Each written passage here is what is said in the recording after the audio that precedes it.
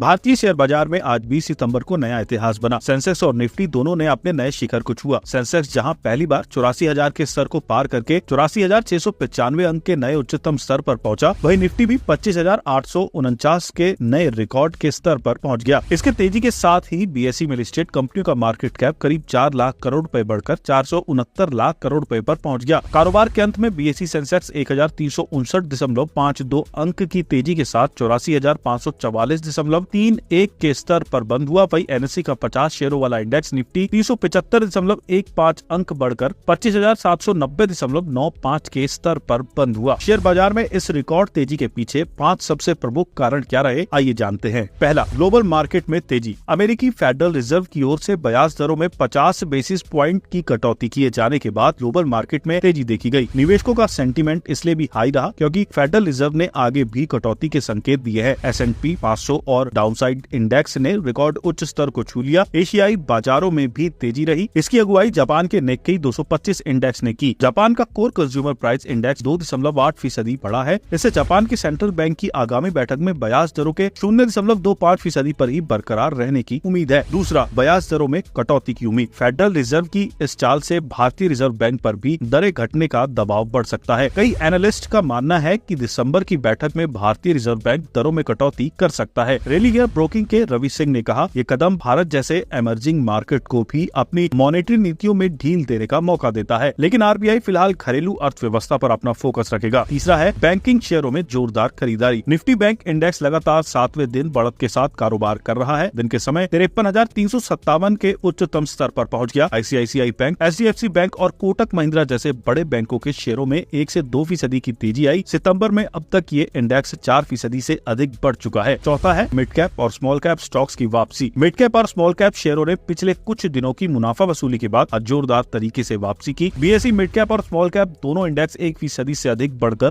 कारोबार कर रहे थे। इसके पहले पिछले 3 दिनों तक इनमें लगातार गिरावट आई थी। पांचवा है एफआईआईज की संभावित खरीदारी। फेडरल रिजर्व के ब्याज दर घटने से ग्लोबल मार्केट लिक्विडिटी बढ़ेगी। इससे भारतीय बाजारों में विदेशी निवेशकों की दिलचस्पी और बढ़ने की उम्मीद है। कोटक अल्टरनेट एसेट मैनेजमेंट के chief investment strategist Jitendra Gohil का कहना है, कमजोर डॉलर और अमेरिका में ब्याज दरों का घटना हमारे जैसे इमर्जिंग मार्केट्स के लिए अच्छी खबर है। एफपीआई के वैल्यूएशन से जुड़ी चिंताओं के बावजूद पिछले कुछ हफ्तों में भारतीय शेयरों को खरीदना शुरू कर दिया है। हमारा मानना है कि भारतीय इकोनॉमी की मजबूती से इक्विटी वैल्यूएशन को सपोर्ट मिलना चाहिए।